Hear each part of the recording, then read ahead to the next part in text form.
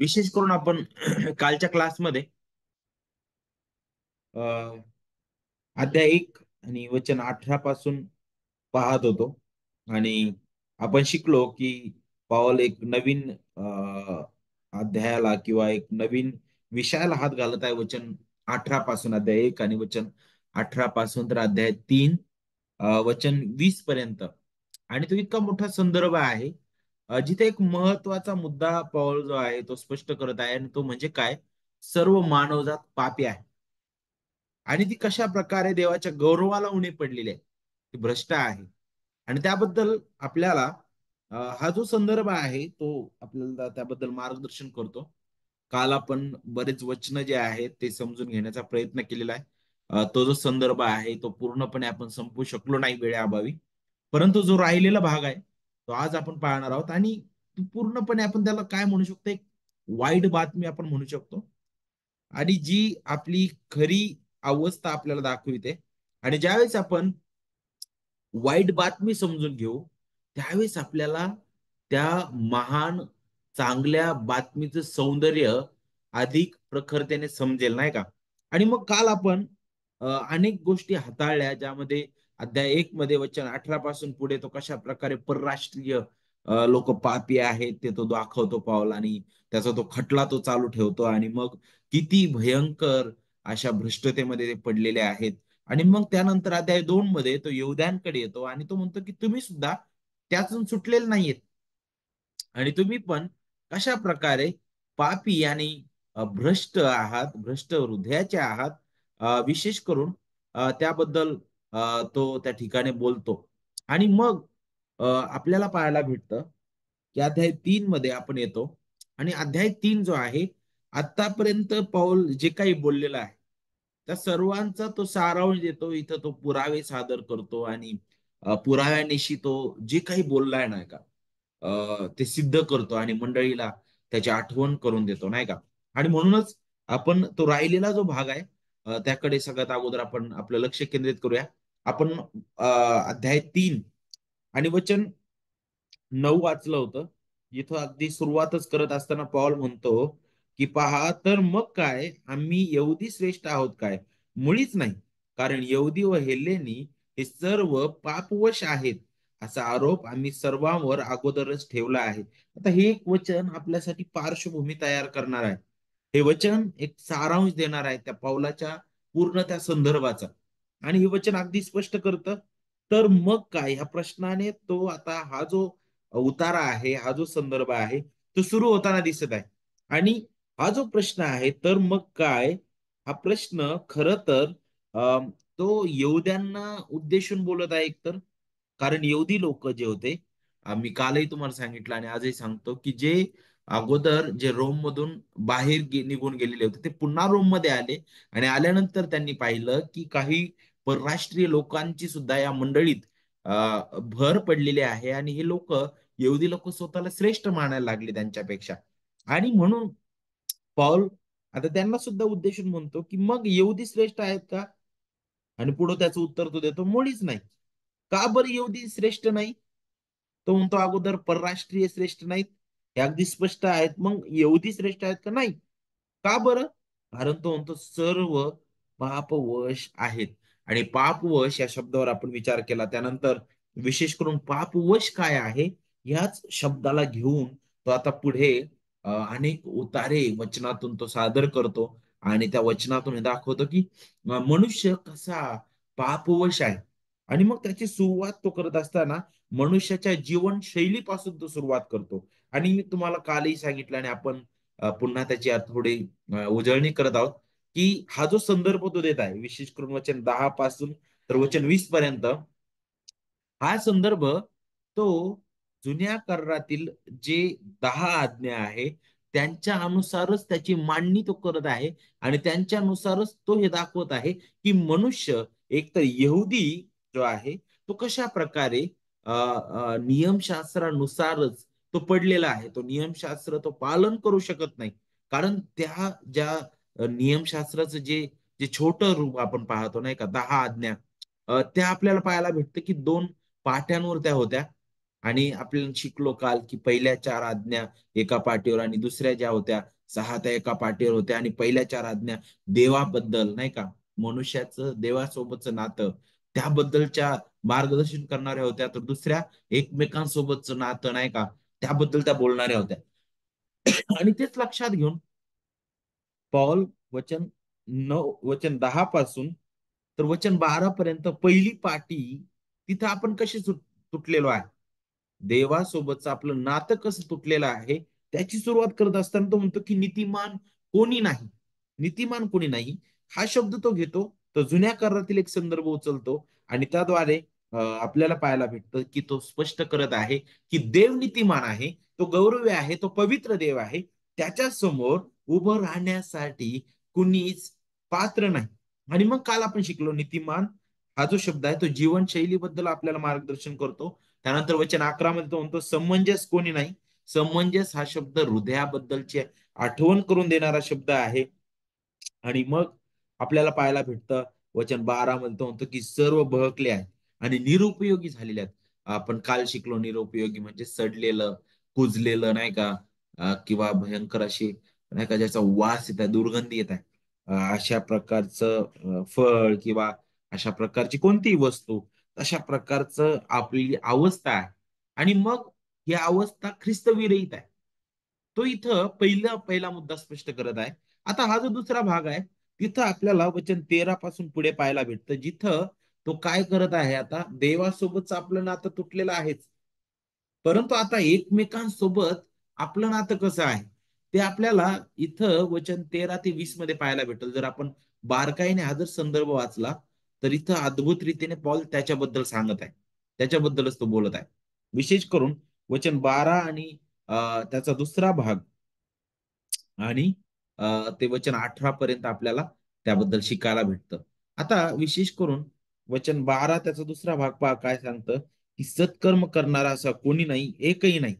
आणि मग वचन 13 आणि 14 पहा, जिथं आपल्याला काही काही शब्द पाहायला भेटतील.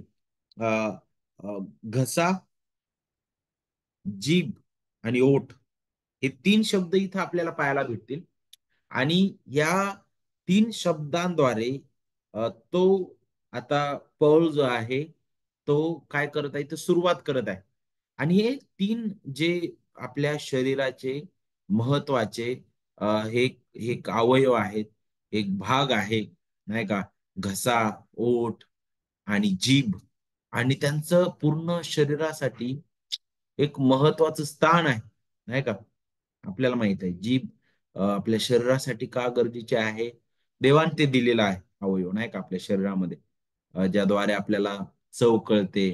ओठ, घसा, सर्व गोष्टी देवाने नेमलेल्या आहेत, परंतु पापी भ्रष्ट अवस्था काय झाली आता, जे काही देवाने नेमलेलं आहे त्याच्या विरुद्ध आपण पाहतो की आपली शारीरिक अवस्था कशी बिघडलेली आहे.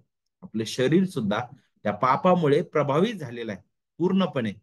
आणि त्याबद्दलच इथं आपल्याला शिकायला भेटेल. इथं घसा, ओठ आणि जीभ हे तीन शब्द आपण पाहतो नाही का. आणि हे तिन्ही शब्द जर तुम्ही बारकाईने जर अभ्यासले तर हे तिन्ही शब्द आपल्याला पाहायला भेटतं की हे तिन्ही अवयव जे आहेत ते असे आहेत जे आपल्याला पाहायला भेटतं की जीभ, घसा आणि ओठ हे आपल्याला खरं तर बोलण्याबद्दल नाही का, आपलं बोलणं एकमेकांसोबत संभाषण त्याची आठवण करून देणारे आहेत. आणि बोलणं जे आहे ते एक तर माणसाला तोडून पण टाकतं किंवा ते जोडतं पण नाही का. आणि पुष्कळदा सहसा आपल्याला माहित आहे की आपलं बोलणं इतकं भयंकर असतं कधी कधी की ते ते काय करू शकतं, पूर्णपणे उद्ध्वस्त करू शकतं. आणि त्याच उदाहरण याकूब देतो नाही का, जिथं तो म्हणतो की जीभ ही आग आहे नाही का. तर तर तो अशा प्रकारे सुरुवात करत आहे घशापासून अगदी जीभ, घसा आणि ओठ. तो म्हणतो वचन 12 आणि ब मध्ये तो म्हणतो की सत्कर्म करणार असं कोणी नाही, एक देखील नाही. इथं सत्कर्म हा जो शब्द आहे ना, तो म्हणजे काय, दयाळूपणे किंवा चांगुलपणा दाखवणार किंवा सौम्यतेने वागणारा नाही का असं कोणी नाहीये. आणि मग अ, हेच शब्द तो लक्षात घेऊन पुढे वचन 13 ते 18 मध्ये अगदी स्पष्ट करत आहे. त्यांचा घसा म्हणजे उघडे थडगे आहे. त्यांनी आपल्या जिव्हांनी कपट केले आहे. त्यांच्या ओठांच्या आत जोगी सर्पाचे विष आहे. हे शब्द किती भयंकर आहे बघा. घसा उघडे थडगे, फार पूर्ण विरोधाभास आहे. घशाबद्दल बोलत असेल तर म्हणतो की उघड थडग आहे. जीभ मग कपटी आहे. ओठ त्याच्या खाली सर्पाचं विष आहे म्हटलेलं आहे. आता हे जी वचनं त्याने घेतलेत, विशेष करून हे वचन आपल्याला पाहायला भेटतं की स्तोत्र 5 आणि वचन 9 मधून ते घेण्यात आलेलं आहे. जिथं सांगितलं की त्यांच्या तोंडाचा भरवसा नाही म्हणे. त्यांचे अंतर्याम केवळ खाच आहे. त्यांचा घसा केवळ उघडे थडके आहे. ते आपल्या जिभेने गोड गोड बोलतात, नाही का? अ, तिथे एक आपल्याला पाहायला भेटतं की त्या कबरेचं उदाहरण दिलेलं आहे. आणि आपल्याला माहित आहे की ख्रिस्त तेच उदाहरण घेतो. आणि मला असं वाटतं की हे जे उदाहरण आहे यहुदी लोकांमध्ये फारच प्रचलित असावं. आणि आपल्याला पाहायला भेटतं की एक म्हणीप्रमाणे त्याचा उपयोग केला जात असावा. कारण ज्यावेळेस त्या धार्मिक पुढाऱ्यांबद्दल ख्रिस्त बोलत आहे, त्यांचा तो त्यांना तो त्या फटकारत असताना तो म्हणतो की तुम्ही जे आहात धार्मिक पुढारी, तुम्ही त्या चुना लावलेल्या कबरेप्रमाणे आहात, नाही का? आणि तशाच प्रकारचे शब्द आपल्याला जुन्या करारामध्ये सुद्धा पाहायला भेटतात. आणि पौल तशाच प्रकारचा शब्द इथं सुद्धा वापरत आहे. काय आहे घसा उघडे थडगे? म्हणजे हे अशा प्रकारचे लोक आहेत जे फसवणूक करणारे आहेत. खोटेपणा, निंदा, नाही का? आणि आपल्याला माहित आहे त्या निंदकाचं तोंड किंवा त्याचा घसा सर्वांची शांती, नाही का, आणि आनंद ते गिळून टाकण्यासाठी नेहमीच खुला असतो, नाही का? आणि आपल्याला जर ते समजून घ्यायचं तर अशा प्रकारे आहे. जीभ कशी आहे ती कपटी आहे म्हणे, विश्वासघातकी आहे. आणि जिभेबद्दल जर आपल्याला शिकायचं ना, याकोब खूप सुंदर रीतीने आपल्याला पाहायला भेटतं की वर्णन करतो जिभेबद्दल, नाही का? जीभ ही आग आहे म्हणे, त्या आणि तिचं भुवन आहे म्हणे, नाही का? कारण जीभ ही अशी आहे की म्हणे ती जसा छोटासा तो वनवा पूर्ण त्या रानाला तो पेटवून टाकतो, नाही का? अशा प्रकारे जिभेच्या ठाई म्हणे. आणि मनुष्याची अवस्था आहे, भ्रष्ट अवस्था ही आहे म्हणे, नाही का? आणि मग जो आपल्या जिभेवर ताबा ठेवतो म्हणे त्याने सर्व काही मिळवल्याप्रमाणे आहे. याकोब त्याच्याबद्दल बोलतो तिथं. तर आपल्याला माहित आहे की पौल इथं का बरं ह्या सर्व गोष्टींचा उपयोग करत आहे. ह्यातून तो हे दाखवत आहे की मनुष्य किती भ्रष्ट आहे. आणि आता त्यांचं एकमेकांसोबतचं नातं कसं बिघडलेलं आहे. देवासोबतचं नातं बिघडलं, परंतु एकमेकांसोबतचं पण नातं पापाचा जो परिणाम आहे त्यामुळे ते बिघडलेलं आहे. आणि त्याची एक अ, सुंदर उदाहरण आपल्याला उत्पत्तीमध्ये सुद्धा पाहायला भेटतात, नाही का? लगेच भाऊ भावाचा खून करताना आपल्याला दिसतो. अ, वाईट कृत्य आपल्याला दिसतात. आणि मग काही ठिकाणी जुन्या करारामध्ये लोक शिव्या शाप देताना दिसतात. अनेक गोष्टी आपल्याला तिथं पाहायला भेटतं, नाही का? तर पुढं काय सांगितलं, त्यांच्या ओठांच्या आत जोगी सर्पाचं विष आहे. आता हे वचन स्तोत्र 140 वचन 3 मधून घेण्यात आलेलं आहे. ते आपली जीभ सर्पासारखी तिखट करतात म्हणे. त्यांच्या ओठाखाली नागांचे विष आहे असं म्हटलेलं आहे. इथं जोगी सर्प म्हटलेला आहे आणि स्तोत्र संहितेमध्ये नागांचं विष असं म्हटलेलं आहे. पॉल थोडासा बदल करून इथे लिहितो, नाही का? आता जोगी सर्प या सर्पाबद्दल जर आपण पाहिलं तर हा अशा प्रकारचा साप आहे जो इजिप्त आणि लिबियामध्ये आढळतात, हे साप खास करून. आणि ते रस्त्याच्या कडेला असणाऱ्या वाळूत ते लपून बसतात. ते वाळूत त्या छोट्याशा अगदी वाळूत ते लपून राहतात. आणि ते अगदी छोटे असतात पण ते खूप विषारी असतात. आणि ज्यावेळेस एखादा प्रवासी त्या रस्त्याने जातो आणि ज्यावेळेस तो जात असताना त्यांच्या नजरेस पडेल, त्यावेळेस ते काय करतात, पटक्याने त्याला दंश करतात, त्याची पापणी लावण्याच्या अगोदरच. आणि ते इतके विषारी असतात की ते जे विष आहे ते लगेच पूर्ण अंगात भिनतं आणि तो मनुष्य जो आहे तो लगेच मरतो, नाही का? आणि तशाच प्रकारे जणू काय मनुष्याची अवस्था आहे. त्यांचं एकमेकांसोबतचं नातं किती बिघडलेलं आहे बघा. त्या त्या सर्पाप्रमाणे की अगदी तो दंश केल्यानंतर त्याचं मरण अटळ आहे. की इतकं वाईट आणि इतकं क्रूर आणि इतकी भयानकता ते आपल्याला पाहायला भेटते, नाही का? आणि स्तोत्रकर्ता म्हणतो त्यांच्या ओठाखाली नागांचे विष आहे, नाही का? आणि इथं जोगी सर्प म्हटलेलं दोन्ही विषारी आहे. नागाबद्दल सुद्धा विचार करत असताना आपल्याला माहित आहे की त्याच्या दातांच्या मुळाशी विष विषाची अशी छोटीशी, नाही का, कुठली कुठंतरी ती लपलेली असतं ते विष. आणि ज्या वेळेस आपल्याला पाहायला भेटतं की त्याला असं जाणवतं की आपल्यावर कोणीतरी हल्ला करणार आहे किंवा कोणीतरी काहीतरी करणार आहे, त्यावेळेस काय करतो तो? फार फार जोराने तो दंश मारतो. आणि ज्यामुळं काय होतं की ते जे विष त्या दातांच्या खाली लपलेलं आहे ते पूर्णपणे त्यातून निघतं आणि ते त्या मनुष्याच्या शरीरामध्ये मिसळलं जातं. तशाच प्रकारे तशाच प्रकारे निंदकाचे शब्द आहेत, जे प्राणघातक आहेत, जे आनंद नष्ट करणारे आहेत. आणि पाऊल त्याची आठवण करतो नाही का. पुष्कळ आपल्याला या गोष्टी जगात सुद्धा पाहायला भेटतात नाही का. आणि मग आपल्याला पाहायला भेटते की नेमकं ते विष काय आहे. ते विष काय आहे ज्याच्याबद्दल पॉल वचन 13 मध्ये बोलत आहे. त्याचं उत्तर आपल्याला वचन 14 देतं नाही का. ते विष म्हणजे काय? त्यांचे तोंड शापाने व कडूपणाने भरलेले आहे. काय आहे विष? शापाने आणि कडूपणाने त्यांचं तोंड भरलेलं आहे. ते क्रूर आहे. आणि हे सुद्धा आपल्याला माहित आहे की स्तोत्र 10 आणि वचन 7 मधून तो घेतो. त्यांच्या तोंडी म्हणे शाप, कपट आणि जुलूम सदैव आहे. त्याच्या जिभेवर उपद्रव व दुष्टाई आहेत, नाही का. आणि आणि फार भयानक अशी अवस्था दाखवतात नाही का. नेहमी नेहमी नाही का कुरकुर करणं, एकमेकांप्रती कडूपण ठेवणं नाही का. आणि नेहमी वाईट विचार करणं एकमेकांबद्दल. आणि नेहमी त्याचं किती वाईट होईल आणि व्हायला पाहिजे हा दृष्टिकोन ठेवणं, हे पापी भ्रष्ट हृदयाचा एक आपल्याला पाहायला भेटतं. एक परिणाम किंवा ते एक प्रमाण आपल्याला इथं पाहायला भेटतं. आणि पॉल त्याच्याबद्दल सुद्धा इथे बोलत आहे. पुढे वचन 15 आणि 16 मध्ये आता तो काय करतो, आपले पाय, घसा, जीभ, ओठ नाही का. त्याच्यानंतर तो आपल्या पायाबद्दल बोलतो. वरील जे वचन आहेत, वचन 10 पासून वचन 12 पर्यंत, आपलं जे जे व्यक्तित्व आहे आंतरिक, त्याबद्दल पॉल बोलतो. आता बाह्य शरीराची तो आठवण करतो. मग जीभ, घसा आणि ओठ त्याबद्दल बोलतो. आता इथं आपल्याला पायाबद्दल शिकायला भेटतो. वचन 15 मध्ये त्यांचे पाय रक्तपात करण्यास जाण्याकरता उतावळ्या झाले आहेत. हे आपल्याला पाहायला भेटतं की क्रूरता दाखवतं नाही का. कुणी तिरस्काराने भरलेले नाही का, नेहमी वाईटाकडे कल असणारा नाही का. आणि ख्रिस्त विरहित अशी अवस्था आहे. पुष्कळदा तुम्ही म्हणाल की अरे अनेक असे लोक आहेत जे जे जे जरी ख्रिस्तावर विश्वास ठेवत नाहीत, पण ते कधीच नाही का खुनी नाही आहेत. ते कधीच त्यांनी नाही का ते त्यांचे पाय रक्तपात करण्यासाठी उतावळे झालेले नाही. त्यांनी कधीच रक्तपात केलेला नाही. पण बायबल सांगत आहे की त्यांचे पाय रक्तपात करण्यास जाण्याकरता उतावळे झाले आहेत.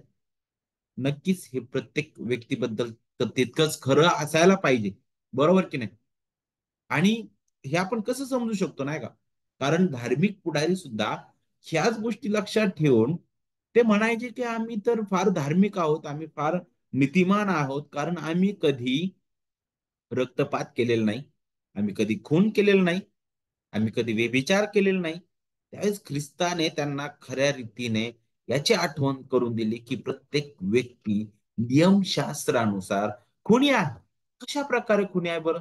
तुम्ही म्हणता की तुम्ही जाऊन खरंच कुणाला मारलेलं नाही, कुणाचा रक्तपात केलेला नाही, परंतु तुम्ही कधी ना कधी आपल्या भावाचा द्वेष केला असेल. मग तिथं कुणीच नाही का अ, अ, कुणीच तिथं उत्तर देऊ शकणार नाही, नाही का. व्यभिचार करणं, अरे तुम्ही ती कृती केली नाही, परंतु कधीही तुमच्या जीवनात तुम्ही वाईट नजरेने पाहिलं नाही, असं कोणी आहे का? नाही सापडणार कोणीच. मग आपल्याला पाहायला भेटतं की पौल जो आहे प्रत्येक व्यक्तीला, सर्व मानव जातीला तो एकाच एकाच गटामध्ये तो अगदी अगदी प्रखरतेने तो दाखवत आहे, नाही का. की कोणीच त्यातून सुटलेलं नाही. वचन 16 मध्ये पहा, त्यांच्या मार्गात विध्वंस व विपत्ती आहे, त्यांचं जीवन नाशास पात्र आहे. आणि तुम्ही जर यशिया 59 आणि वचन 7 आणि 8 जर वाचलं, तर तिथं सुद्धा आपल्याला तशाच प्रकारे शिकायला भेटल. यशिया 59 आणि वचन 7 आणि 8 बघा. तिथं काय सांगितलं, त्यांचे पाय दुष्कर्म करण्यास धावतात, निर्दोष रक्तपात करण्यास त्वरा करतात, त्यांच्या कल्पना अधर्माच्या असतात, त्यांच्या मार्गात नाश व विध्वंस असतात, शांतीचा मार्ग त्यांना ठाऊक नाही, त्यांच्या मार्गात न्याय नाही, ते आपणासाठी वाकडे मार्ग करतात, त्या मार्गाने चालणाऱ्या कोणालाही शांती ठाऊक नाही. दुष्टाई मनुष्याची नाही का. यशया त्याच्याबद्दल बोलत आहे, इतर राष्ट्रांबद्दल. किती भयंकर नाही का ही दुष्टाई आहे. आणि आणि आपल्याला पाहायला भेटतं, की त्यांचं जीवन पूर्णपणे नाशास पात्र आहे. पुढे आता पायानंतर तो आणखी एक महत्वाच्या अवयवाकडे वळतो आणि तो म्हणजे काय डोळा, नाही का? आणि वचन 18 आपल्याला त्याच्याबद्दल आठवण करून देतं. वचन 18 पहा, वचन 18 काय सांगतं? त्यांनी शांतीचा मार्ग ओळखून घेतला नाही. त्यांच्या डोळ्यांपुढे देवाचं भय नाही. सगळ्यात महत्वाची गोष्ट. त्यांच्या डोळ्यांपुढे देवाचं भय नाही. शांतीचा मार्ग काय आहे? शांतीचा मार्ग देवाचं वचन आपल्याला सांगतं, जिवंत देवाची गौरवी सुवार्ता. जिथं आपल्याला पाहायला भेटतं की देवासोबतच जी आपल्याला शत्रुत्व दाखविते आणि ख्रिस्तामध्ये कसा आपला समेट त्याच्यासोबत घडून आलेला आहे, त्याची ते आठवण करून देतं, नाही का? पण भ्रष्ट अंतःकरण देवासोबत शत्रुत्व करणारा आहे. रोम 5 अध्याय वचन 10 मध्ये आपल्याला शिकायला भेटतं की आपण एकेकाळी शत्रू असे होतो. ख्रिस्त विरहित प्रत्येक व्यक्ती देवाचा शत्रू आहे, नाही का? कारण तो देवापेक्षा जगावर प्रीती करतो. आणि त्याचं एक सुंदर उदाहरण रोम मध्ये अध्याय 1 मध्ये पौल जो आहे तो देतो, नाही का? कारण आपल्याला पाहायला भेटतं की त्यांच्या समोर देवाचं भय नाही. देवाचं भय नाही. ते जिवंत देवाला गौरव देत नाहीत. आदर नाहीत जिवंत देवाबद्दल त्यांच्याकडे. आणि हे जे वचन आहे ना, स्तोत्र 36 आणि वचन 1 मधून घेण्यात आलेलं आहे बघा. दुर्जनाच्या मनातून अधर्माचा ध्वनी निघत असतो. त्याच्या दृष्टीपुढे देवाचं भय नाही. ते स्वतःचे देव आहे. त्यांच्यासाठी तो जिवंत देव, तो कोणीच नाही, नाही का? आणि म्हणूनच जग तशाच प्रकारे आपल्याला पाहायला भेटतं की वागतं, नाही का? त्यांच्या डोळ्यांपुढे देवाचं भय नाही. का बरं पौल डोळ्याचा उल्लेख इथं करत आहे? डोळ्याचं महत्व काय आहे शरीरासाठी? त्याचं उत्तर आपल्याला लूक 11 आणि वचन 34 मध्ये पाहायला भेटतं, जिथं प्रभू सांगतो की तुझ्या शरीराचा दिवा तुझा डोळा होय. तुझा डोळा निर्दोष असला तर तुझे सर्व शरीर प्रकाशमय होते. पूर्ण शरीर आहे, परंतु जर डोळेच नाही, त्याला जर दिसतच नाही, तर पूर्ण त्याचे जीवन अंधकारमय आहे, नाही का? अंधकारमय. त्या शरीरासाठी डोळा किती महत्वाचा एक भाग आहे, नाही का? आणि ज्यावेळेस पौल इथं त्यांच्या डोळ्यांपुढे देवाचं भय नाही अशा प्रकारे तो बोलत आहे, त्यांची अंधकारमय अवस्था तो दाखवतो, त्यांचा आंधळपण दाखवतो, त्यांची भयानकता तो दाखवत आहे. आणि या सगळ्या गोष्टी तो बोलत आहे. आणि मग हे बोलल्यानंतर आपल्याला पाहायला भेटतं की पुढे वचन 19 मध्ये तो आता सर्व पुरावे दिल्यानंतर आता सर्वांचा सारांश तो आता काय करत आहे? एका शब्दात तो करत आहे. आणि ते म्हणजे काय? प्रत्येक तोंड बंद व्हावं. प्रत्येक तोंड बंद व्हावं. वचन 19 जर तुम्ही पाहिलं तर पहा तिथं प्रत्येक तोंड बंद व्हावं आणि अवघ जग देवासमोर शिक्षेस पात्र ठरावं. अवघ जग त्यातून कुणीच सुटलेलं नाही. येथे कोणत्याच पाप्याला स्वतःची बाजू मांडण्यासाठी जागा नाहीये. यहुद्यांनाही नाही किंवा परराष्ट्रीयांनाही नाही. कारण सर्वच हरवलेले आहेत. वचन 9 मध्ये सांगितल्याप्रमाणे सर्वच पापवश आहे. सर्वांनी पाप केलेला आहे. नीतिमान कोणी नाही, एक देखील नाही. सर्व बहकले आहे. समंजस कोणी नाही. देवाचा शोध झटून करणारा कोणी नाही. ख्रिस्त विरहित सर्व मानवजातीची ही भयंकर अवस्था आहे. सर्व शिक्षेस पात्र आहे. देवासमोर अवघ जग शिक्षेस पात्र ठरावं. काय सांगितले वचन 19 मध्ये? देवासमोर अवघ जग शिक्षेस पात्र ठरावं म्हणून नियमशास्त्र जे काही सांगते ते शास्त्राधीन असलेल्या लोकांना सांगते म्हटलेलं इथं. शास्त्राधीन म्हटलेलं इथं, नाही का? आता सगळ्यात अगोदर नियमशास्त्राबद्दल बोलत असताना आपल्याला माहित आहे जुन्या कराराची ते आठवण करून येतं, विशेष करून जे मोशेचे जे पुस्तक आहे त्याच्याबद्दल आपल्याला ते आठवण करून देतं, पहिल्या 5 पुस्तकांबद्दल, नाही का? आणि आणि विशेष करून जे काही ते सांगतं जुना करार जे काही सांगतं म्हटलेलं आहे, नाही का? येथे पौल शास्त्र हा जो शब्द आहे ना, ज्यावेळेस तो बोलत आहे तो देवाचा जिवंत शब्द म्हणून तो इथे पाहत आहे. आणि आपल्याला पाहायला भेटतं की इथं विशेष करून तो म्हणतो की शास्त्राधीन आहे का. वचन 19 मध्ये तो म्हणतो की हे कोणाला मी सांगत आहे, नियमशास्त्र. तो म्हणतो की प्रत्येक तोंड बंद व्हावं व अवघे जग देवासमोर शिक्षेस पात्र ठरावं, म्हणून नियमशास्त्र जे काही सांगते ते शास्त्राधीन असलेल्या लोकांना सांगते. शास्त्राधीन असलेल्या लोकांना सांगते. आता शास्त्राधीन असलेले लोक कोण आहेत? आपण म्हणू की अरे मग आम्ही तर परराष्ट्रीय आहोत, आमच्यासाठी तर नाही का नियमशास्त्र नव्हतं, आमच्यासाठी कुठं दिलं ते? इस्रायलसाठी दिलेलं होतं नाही का. जुन्या करारात, जुन्या करारामध्ये आम्हाला पाहायला भेटतं नाही का, आमच्यासाठी ते नाही. पण इथं मात्र पाहायला भेटतं की तो शास्त्राधीन ह्या शब्दाच्या अगोदर दोन शब्द तो वापरतो, ते म्हणजे काय? अवघ जग आणि प्रत्येक तोंड. ज्यावेळेस प्रत्येक तोंड आणि अवघड जग हा शब्द तो वापरत आहे, तर नक्कीच प्रत्येक तोंड आणि अवघड जग हे शास्त्राधीन असायला पाहिजे. मग तुम्ही म्हणाल की अरे, यहूद्यांबद्दल आम्ही म्हणू शकतो, कारण त्यांना तर त्याने ते सोपवलं. अध्याय 3 मध्ये वचन 1 आणि 2 मध्ये आपल्याला पाहायला भेटतं, जिथं पाऊल तो वितंडवाद किंवा आपण काय म्हणू शकतो की तो वाद चालवत आहे त्यांच्यासोबत, की नाही आपल्या आपण नाही का सर्व बाबतीत तो लाभ जो आहे आपल्याला झालेला आहे, तो कशा प्रकारे? कारण देवाची वचनं आपल्याला सोपवून देण्यात आलेली होती. नक्कीच यहूद्यांना ती सोपवून देण्यात आलेली होती. मग जे परराष्ट्रीय होते ते कोणत्या अर्थाने शास्त्राधीन होते, कारण त्यांना तर नियमशास्त्र दिलेलं नव्हतं. पण लक्षात घ्या, पाऊल त्यांच्याबद्दल सुद्धा इथं बोलत आहे. इथं दोन्ही गटाबद्दल बोलत आहे. यहुदी आणि हेल्लेनी दोघेही शास्त्राधीन होते.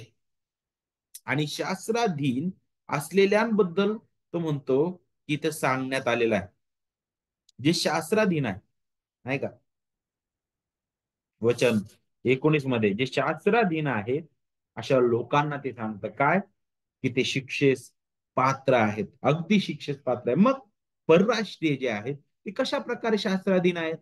मग आपल्याला त्याच्याबद्दल अध्याय 2 बारकाईने वाचावं लागेल. वचन 15 मध्ये पहा, तिथं परराष्ट्रीयांबद्दल सांगितलेलं आहे. त्यांच्याकडे नक्कीच भौतिक रीतीने त्यांच्या हाती ते शास्त्र सोपवण्यात आलेलं नव्हतं, परंतु आपल्याला पाहायला भेटतं की नियमशास्त्रातील आचार इथं सांगितलं वचन 15 मध्ये, म्हणजे ते नियमशास्त्रातील आचार आपल्या अंतःकरणात लिहिलेला आहे असे दाखवतात. त्यांच्याबरोबर त्यांची सत्सद विवेक बुद्धी ही त्यांना साक्ष देते आणि त्यांचे एकमेकांविषयीचे विचार दोष लावणारे किंवा दोषमुक्त करणारे असे असतात. आता हे समजण्यासाठी आपल्याला उत्पत्तीकडे जावं लागेल आणि देवाची जी रचना आहे मनुष्याबद्दलची त्याबद्दल विचार करावा लागेल. ज्यावेळी देवाने मनुष्याला घडवलं, देवा म्हटलं की आपल्या प्रतिरूपाचा आपण मनुष्य घडवू. देवाचं प्रतिरूप असं त्याने घडवलं नाही का. आदाम आणि हवा, पापाचा परिणाम काय झाला? ते प्रतिरूप पूर्णपणे डागाळलं गेलं, विरूप झालेलं आहे. ते प्रतिरूप पूर्णपणे नष्ट झालेलं नाही. आपल्याला माहित आहे. कुठेतरी आपल्याला हे माहित आहे की प्रत्येक कितीही वाईट व्यक्ती असला, किती भ्रष्ट, कितीही नाही का पापी तो व्यक्ती असू द्या, त्या व्यक्तीच्या हृदयात चांगलं आणि वाईट ही समजण्याची भावना आहे. आणि पुष्कळदा जरी तो वाईट गोष्टी करतो, परंतु त्याचा सत्सद विवेक सुद्धा त्याला साक्ष देतो की ही वाईट आहे. आणि पहा, तरी सुद्धा तो वाईटाकडे पूर्णपणे झोकून जातो. त्याचाच तर अर्थ आहे ना, तो भ्रष्ट आहे. तो भ्रष्ट आहे. आणि परराष्ट्रीयांबद्दल नक्कीच भौतिकरीतीने त्यांना देण्यात आलेलं नाही, परंतु प्रत्येक व्यक्तीच्या हृदयात देवाने ते नियमशास्त्राचे आचार त्याने लिहिलेले आहेत, कोरलेले आहेत. आणि म्हणूनच बरं काय आणि वाईट काय याची जाणीव मनुष्याला होते. पापाच्या अगोदर याला आदामाला नव्हती कधी जाणीव. बरं काय आणि वाईट काय नक्कीच होती. परंतु आता भ्रष्ट अवस्थेमध्ये बऱ्यापेक्षा वाईटाकडे पूर्णपणे झोक गेलेला आहे आणि भयंकर अवस्था आहे. आणि मग आपल्याला पाहायला भेटतं की अशा प्रकारे एकतर यहुदी असो की हेलेने असो, दोन्हीही नियमशास्त्राधीन. आणि त्यानुसार शिक्षेस पात्र आहे. दोघांनाही लपण्यासाठी जागा नाहीये. तो तर प्रत्येक तोंड बंद व्हावं व अवघे जग देवासमोर शिक्षेस पात्र ठरावं. कोणीच असं म्हणू शकणार नाही की मी त्याच्यातून सुटलो, परराष्ट्रीय म्हणू शकणार नाही, अरे देवा तू आम्हाला कुठं नियमशास्त्र दिलेलं होतं, आम्हाला तर काही माहिती नव्हतं याबद्दल. नाही, त्यांच्या हृदयात देवाने आपल्याला माहित आहे की सुरुवातीपासूनच ते पेरलेलं आहे, त्यांच्या हृदयात ते लिहिलेलं आहे. बरं काय आणि वाईट काय. वाईट व्यक्तीला पण चांगलं समजतं नाही, आपल्याला माहित. आणि म्हणून कुणालाही लपण्यासाठी जागा नाही, आणि म्हणून आपण स्वतः जबाबदार आहोत. आणि म्हणूनच पुढे तो काय म्हणत आहे बघा, मग ह्याच मुद्द्याला धरून तो आता वचन 20 कडे येतो आणि पुढे तो म्हणत आहे की नियमशास्त्रातील, आता इथं त्या दोन्ही गटांना तो समोर ठेवतो, पण इथं वचन 20 मध्ये आपण येत असताना आपल्याला पाहायला भेटतं की तो आता यहूद्यांकडे येतो आणि यहूद्यांना बोलतो. आपण नियमशास्त्रातील कर्मांनी त्याच्या समोर नीतिमान ठरू शकत नाही. वचन 20 आपल्याला सांगतं, म्हणून नियमशास्त्रातील कर्मांनी कुणी मनुष्य देवासमोर नीतिमान ठरणार नाही, कारण नियमशास्त्राच्या द्वारे पापाची जाणीव होते. का नीतिमान ठरू शकणार नाही? आता देवाच्या पवित्र आणि चांगल्या नियमशास्त्राच्या कृत्यांनी सुद्धा देवासमोर आपण नीतिमान ठरू शकत नाही. का? कारण आपण पूर्णपणे भ्रष्ट आहोत. देवाने आदामाला ती संधी दिली होती नाही का, जिथं तो देवाचं आज्ञापालन करून सर्व काळासाठी जिवंत राहू शकत होता, आणि खऱ्या रीतीने त्याच्या त्या आज्ञापालनाद्वारे तो नीतिमान म्हणून देवाचं गौरव करू शकत होता. नीतिमान ठरून देवाचं गौरव करू शकत होता त्या स्थितीमध्ये. पण तो ती एक आज्ञा सुद्धा पालन करू शकला नाही. हे आपली दुर्बलता दाखवितं की आपण स्वतःहून देवाचं नियम पालन करू शकत नाही, कारण आपण भ्रष्ट आहोत, आपण अशक्त आहोत, आपण पडलेले आहोत. मग आपल्याला पाहायला भेटतं की नियमशास्त्राच्या कृत्यांनी कुणी देवासमोर नीतिमान ठरत नाही. मग हा प्रश्न उपस्थित होतो की देवाने नियमशास्त्र का दिलं? का दिलं देवाने नियमशास्त्र? त्याचा उद्देश काय होता, नाही का? हा प्रश्न नक्कीच आपल्या समोर उपस्थित होतो, नाही का? तर त्यासाठी आपल्याला काही महत्वाच्या गोष्टी समजून घेणं गरजेचं आहे. सगळ्यात महत्वाची गोष्ट, नियमशास्त्राचा उद्देश काय होता ते आपल्याला समजणं गरजेचं आहे. नियमशास्त्राचा पहिला उद्देश हा होता की आरसा दाखवणं, नाही का? नियमशास्त्र जे आहे ते एकीकडे देवाचं परिपूर्ण नीतिमत्वता ते दाखवतं की देव किती नीतिमान आहे, नाही का? देव किती पवित्र आहे, देव कोण आहे याबद्दल नियमशास्त्र अधिक सांगतं, नाही का? आणि ज्यावेळेस तुम्ही देवाची नीतिमत्वता, देवाचं पावित्र्य तुम्ही पाहता, त्या पावित्र्यासमोर तुम्ही टिकाव धरू शकणार नाही.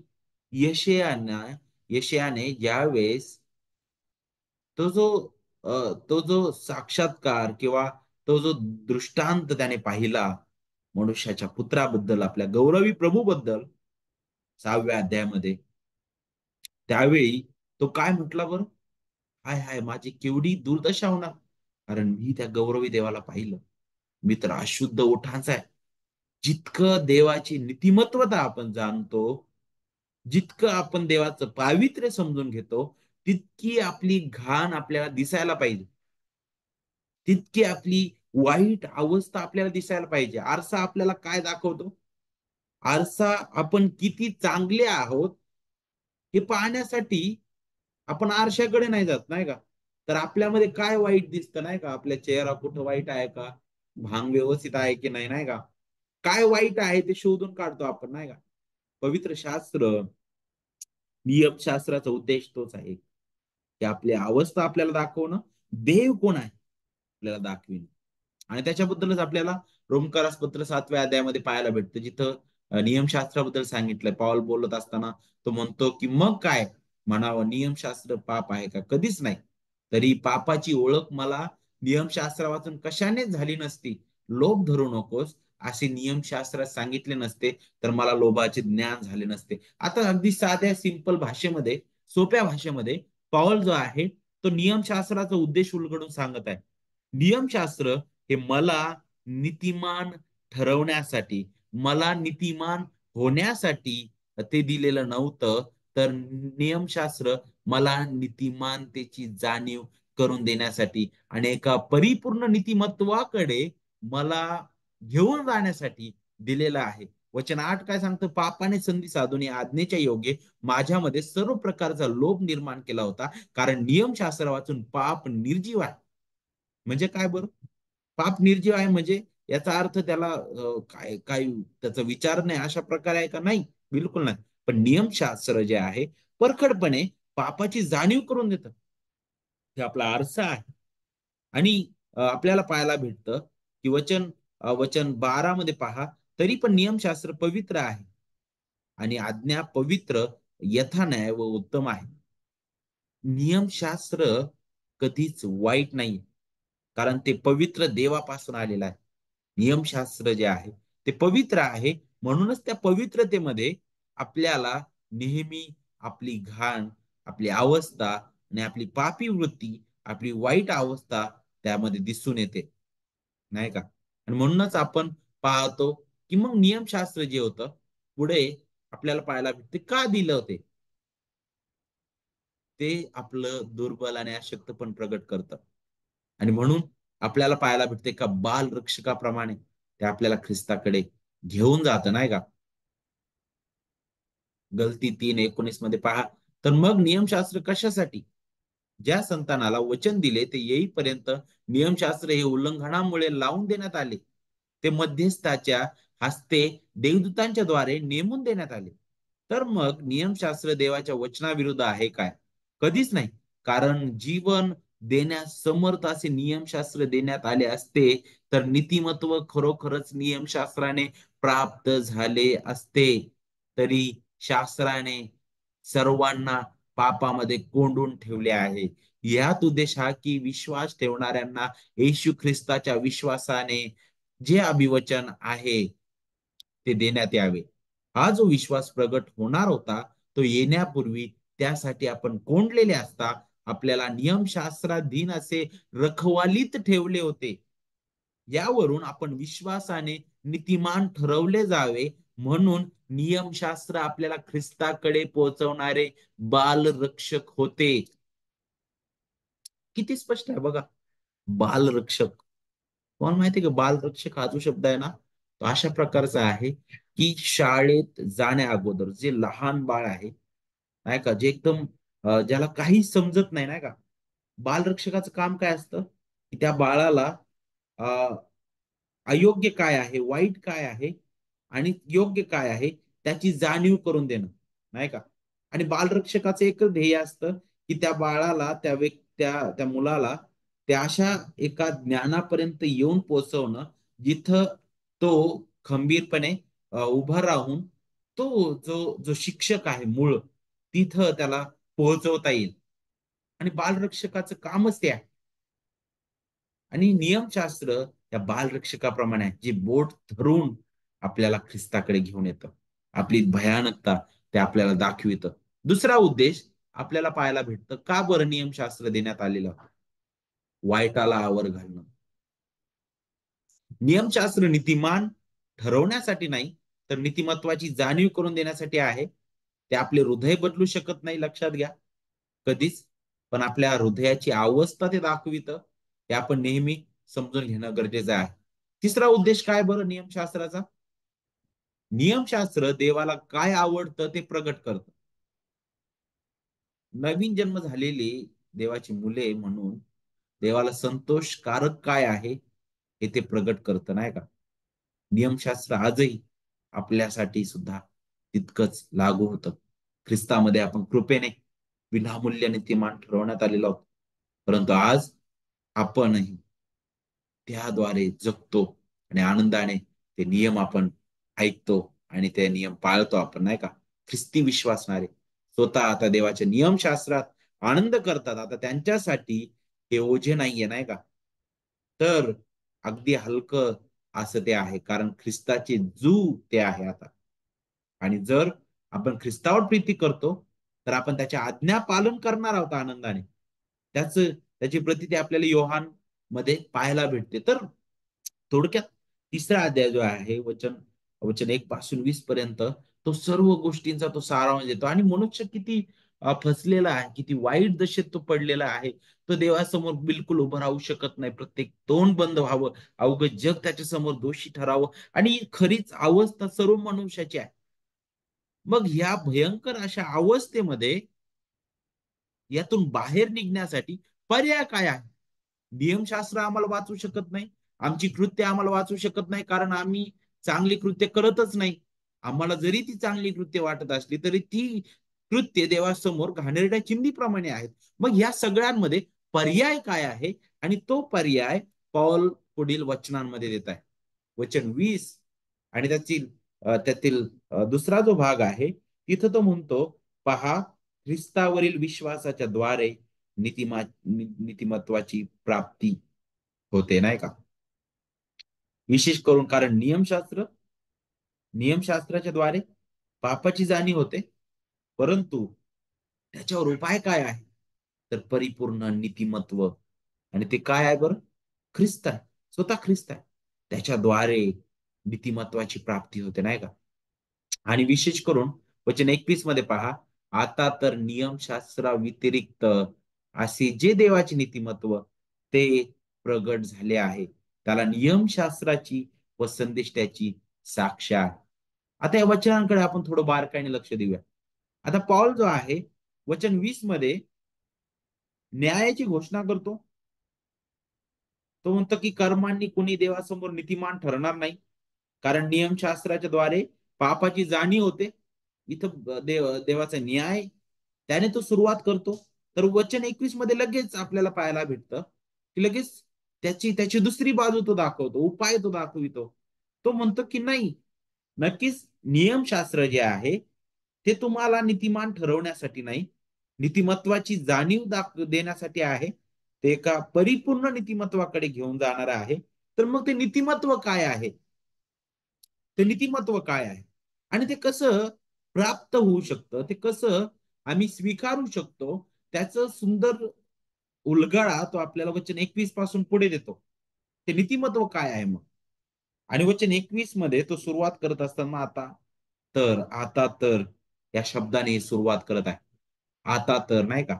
आणि हा शब्द जो आहे तो प्रभू येशू मध्ये देवाचं महान कार्य जे आहे, देवाने केलेली जी महान तारणदायी योजना जी आपल्याला पाहायला भेटतं सार्वकालिकतेमध्ये केलेली होती, तिची घोषणा सगळ्यात प्रथम त्या एदेन बागेमध्ये आपल्याला पाहायला भेटतं खुद्द देवाने केली, अध्याय 3 आणि वचन 15 मध्ये. आणि तीच योजना जुन्या करणामध्ये युगानुयुग आपल्याला पाहायला भेटतं. जसा काळ काळ पुढे पुढे होत गेला, तशी तशी ती थोडकी थोडकी रीतीने ती उलगडत उलगडत उलगडत उलगडत अशी गेली. आणि मग नवीन करारामध्ये आलेला असताना आता ती खरतेने उघड झालेली आहे. आणि म्हणूनच पॉल काही ठिकाणी म्हणतो की जे रहस्य आतापर्यंत, नाही का, जे झाकलेलं होतं ते आता उलगडलेलं आहे, नाही का? ते अगदी प्रखर दिसत आहे. नवीन करार आपल्याला त्याबद्दल सांगतं. ख्रिस्तामध्ये देवाने केलेला नवीन करार त्याची ते आठवण करून देतं, नाही का? तर आता किंवा आता तर हा जो शब्द आहे तो आपल्याला खऱ्या रीतीने देवाचं परिपूर्ण कार्य, देवाचा हस्तक्षेप, नाही का, त्याची आठवण करून देणार आहे. तो म्हणतो की इथं तर पडलेलं आहे, मग आता काय? त्याचा उपाय पाऊल इथं देत आहे. तो म्हणतो की ज्याबद्दल नियमशास्त्र आणि संदेष्टांच्या साक्षीने आपल्याला पाहायला भेटतं की नियमशास्त्र आणि जे आहे अ, नियमशास्त्राची व संदेष्टांची साक्ष आहे त्या नीतिमत्वासाठी, जे नीतिमत्व प्रगट झालेलं आहे.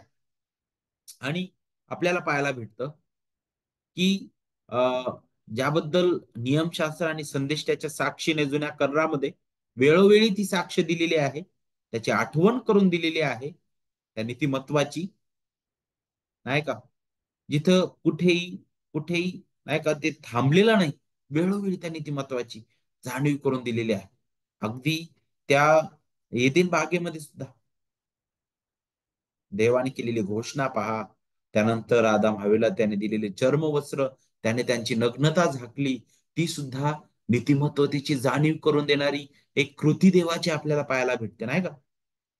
देवाचं कार्य बदललं नाही, तर आपल्याला पाहायला भेटतं की देवाचा जो सार्वकालिक उद्देश जो आहे, तो कसा प्रत्येक काळामध्ये उलगडत गेला, त्याची साक्ष जुना करार देत होता.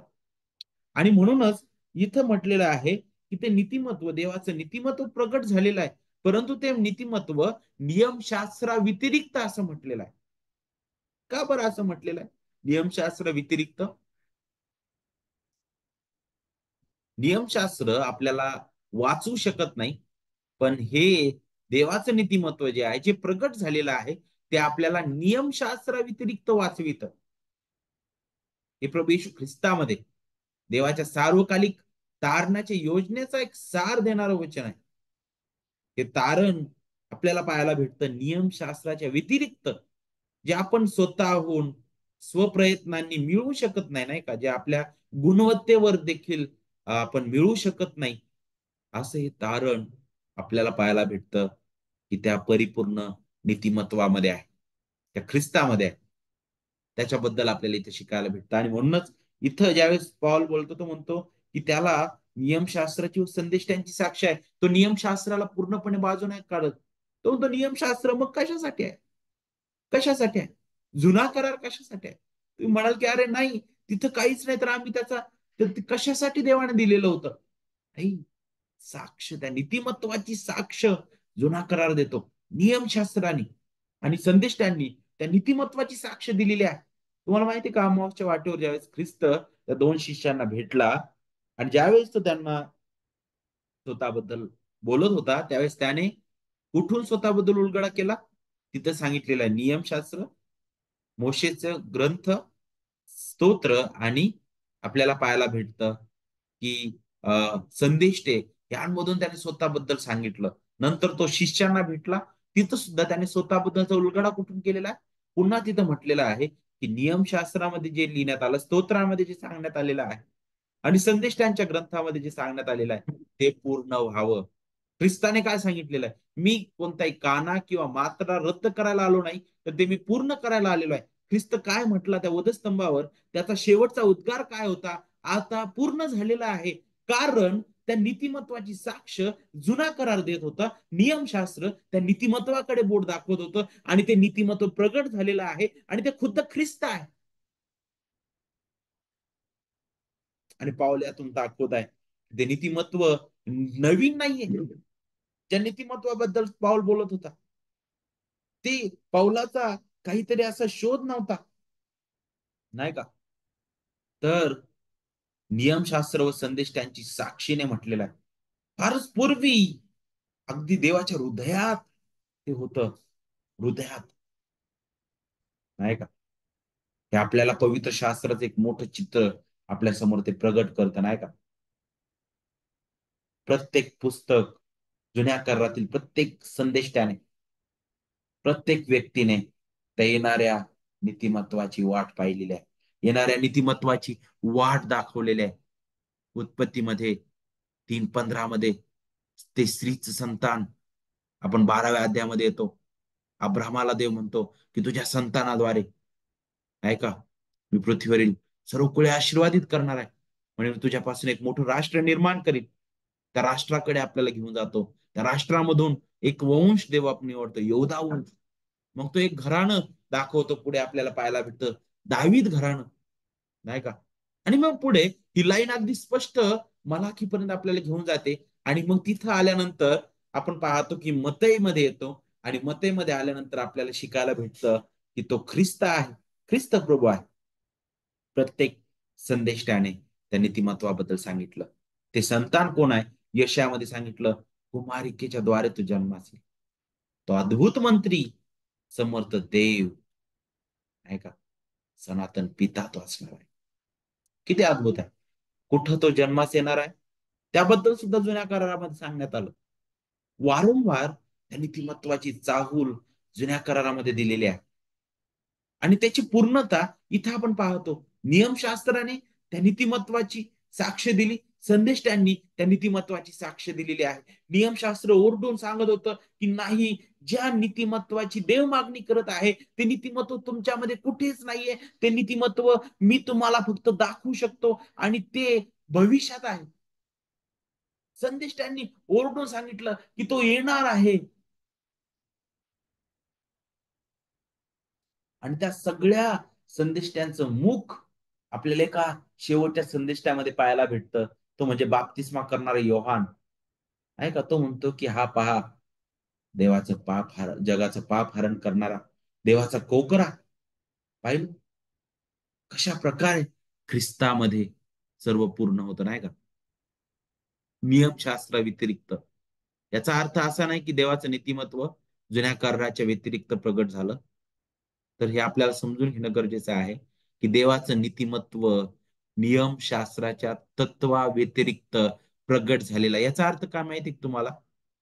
याचा अर्थ हा आहे की पहा, आपण आतापर्यंत जे शिकलेलो आहे ते आपल्याला समजून घेणं गरजेचं आहे. नियमशास्त्र व्यतिरिक्त का बरं ते नीतिमत्व प्रगट झालेलं आहे? कारण नियमशास्त्राद्वारे आपण नीतिमान ठरू शकत नव्हतो. आपण स्वतः नीतिमान होऊ शकत नव्हतो. का बरं? कारण आपण त्यातील एकही आज्ञा पाळण्यास सक्षम नाही. आपण असमर्थ आहोत. कारण इफिसकारास पत्र अध्याय 2 मध्ये सांगितले की आपण आपले अपराध आणि पातकामध्ये मृत असे होतो. आणि पौल अगदी लिस्ट देतो, नाही का? आपली जीवनशैली भ्रष्ट झालेली आहे. आपलं हृदय भ्रष्ट झालेलं आहे. आपलं मुख, आपला घसा, आपली जीभ, आपले पाय, आपलं सर्वस्व भ्रष्ट झालेलं आहे. आणि मग आपण काय, कुठून आणि कसं नियमशास्त्राचं पालन करणार आहे? नाही. आणि म्हणूनच नियमशास्त्र व्यतिरिक्त म्हणजे हे आपल्याला कशाबद्दल सांगत आहे की देवासोबत जे नातेसंबंध देवबाप घडून आणत आहे ते आता आपल्या कोणत्या कृत्यांवर नाही, तर जे नीतिमत्व ज्याची साक्ष नियमशास्त्राने दिली, संदेष्टांनी दिली, तरी ते नियमशास्त्र व्यतिरिक्त असं प्रगट झालेलं आहे नीतिमत्व. त्याच्या आधारे आपल्याला पाहायला भेटतं देवासोबत आपलं नातं जोडलं गेलेलं आहे. हे नातेसंबंधाबद्दल सांगितलेलं आहे. कायदेशीर नातेसंबंध म्हणजे देवाच्या मागण्या पूर्ण करणं. आणि नियमशास्त्र देवाच्या मागण्या आपल्या समोर ठेवतं. आणि देवाच्या मागण्या आपण स्वतःच्या बळाने कधीच पूर्ण करू शकत नव्हतो. आणि म्हणूनच स्वबळावर आपण हे मिळू शकत नव्हतो, देवासमोर पात्र म्हणून उभे राहू शकत नव्हतो. त्याबद्दल ते आठवण करून देतात. पण देवाचं नीतिमत्व आपल्याला कायद्याचे पालन करण्याची आपली जी क्षमता आहे आणि देवाचं जे परिपूर्ण मानक आहे यांच्यातील उणीव दूर करण्यासाठी म्हणून दिलं जात नाही, नाही का? किंवा आपल्याला ते काहीतरी सक्षम, नाही का, आपण व्हावं. आणि नाही का आपण आता देवाचे जे अ, काय म्हणू शकतो की जे पूर्ण, जे परिपूर्ण, जे मानक देवाचे जे परिपूर्ण जे जी इच्छा आहे, मागणी आहे, आपण ती उणीव पूर्णपणे दूर करू, नाही का, त्यासाठी ते दिलेलं नाही. तर हे आपल्याला स्वतःच्या स्वतःच्या नीतिमत्तेला पूरक म्हणून सुद्धा दिलेलं नाहीये. हे आपल्याला समजून घेणं गरजेचं आहे. ते आपल्या स्वतःच्या प्रयत्नांच्या अ, धार्मिकतेपासून पूर्णपणे वेगळं असं ते दिलेलं आहे. आणि ते नीतिमत्व काय आहे? वचन 22 सांगतं हे देवाचे नीतिमत्व तर येशू ख्रिस्तावरील विश्वासाच्या द्वारे विश्वास ठेवणाऱ्या सर्वांसाठी आहे. त्यात भेदभाव नाही. विश्वास ठेवणाऱ्या सर्वांसाठी आहे. वचन 21 मध्ये नीतिमत्व कसं मिळत नाही याबद्दल पाऊल सांगतो, नाही का? नियमशास्त्रातील कर्माने हे येत नाही, कारण ते नियमशास्त्र व्यतिरिक्त दिलेले आहे. तिथंच तो स्पष्ट करतो. आणि मग ह्या वचनामध्ये पुढे वचन 22 मध्ये पाऊल हे स्पष्ट करत आहे की तारणदायी नीतिमत्व कसे आणि कुठून येतं. तर वचन 22 सांगतं येशू ख्रिस्तावरील विश्वासाच्या द्वारे विश्वास ठेवणाऱ्या सर्वांसाठी. येशू ख्रिस्तावरील विश्वासाच्या द्वारे देवाचं नीतिमत्व हे आपल्या विश्वासाने नाही. मी स्वतःहून विश्वास ठेवला म्हणून हे नाही, कारण माझी तर बिलकुलच इच्छा नाही स्वतःहून देवाकडे जाण्याची. कारण माझे विचार पूर्ण जगाकडे फिरणारे आहेत. मग मी कुठून विश्वास ठेवणार आहे? मी जर आध्यात्मिक रीतीने मृत आहे, तर मला विश्वास कुठून आहे? काहीच नाही, मी निर्जीव आहे. नाही का? मी विश्वास ठेवला म्हणून झालं. तिथं सुद्धा मी माझ्या कृत्यांना जागा देतो. पण पवित्र शास्त्र आपल्याला इथं स्पष्टपणे सांगतं की हे केवळ आणि केवळ प्रभू येशू ख्रिस्तावरील विश्वासाच्या द्वारे आहे. आणि तो विश्वास देव पुरवितो, त्याला तारणदायी विश्वास म्हटलेला आहे. इपिस्करास पत्र अध्याय 2 वचन 8 आपल्याला सांगतं, कारण कृपेनेच विश्वासाच्या द्वारे तुमचं तारण झालेलं आहे. देवाचं दान आहे तो विश्वास. केवळ ख्रिस्ताच्या परिपूर्ण कार्यावर आपण स्थित राहतो. तो विश्वास कुठं आहे? तो कोणत्याही प्रकारे कोणत्या माणसावर अवलंबून नाही. तो विश्वास पूर्णपणे ख्रिस्ताने केलेलं कार्य, ख्रिस्ताचं व्यक्तित्व, ख्रिस्ताचं परिपूर्ण कार्य, त्यावर स्थित असणारा तो विश्वास आहे. तो विश्वास पवित्र शास्त्रावर मुळावलेला विश्वास आहे. तो विश्वास त्रैक्य देवावर मुळावलेला विश्वास आहे. आणि तो विश्वास खुद्द देव आपल्याला देतो. पुढे काय सांगितलंय? त्यात भेदभाव नाही. वचन 22, सर्वांसाठी आहे, त्यात भेदभाव नाही. ही नीतिमत्वता प्राप्त करण्याचा दुसरा कोणताच मार्ग नाही. यहुदी लोक म्हणू शकणार नाही की अरे, आम्ही आणखी काहीतरी कृत्य करतो आणि त्याद्वारे आम्ही नीतिमान होऊ देवासमोर. परराष्ट्रीय लोक म्हणू शकणार नाही, आम्हाला तर नियमशास्त्र दिलेलंच नाही आणि मग आम्ही काहीतरी करतो आणि देवासमोर आम्ही नीतिमान होऊ शकू. नाही, कोणताच मार्ग नाही. ही नीतिमत्वता नियमशास्त्राच्या आज्ञा पालनाने आपण कमवू शकत नाही. ही केवळ आणि केवळ आपण प्रभू येशू ख्रिस्तावरील विश्वासाच्या द्वारे आपण रिकाम्या हाताने ती स्वीकारतो. आणि म्हणून भेदभाव नाही. ज्यावेळेस पाऊल म्हणतो तर इथं मग यहुदी म्हणू शकणार नाही आम्हाला आम्ही श्रेष्ठ आहोत, किंवा परराष्ट्रीय सुद्धा म्हणू शकणार नाही आम्ही श्रेष्ठ आहोत.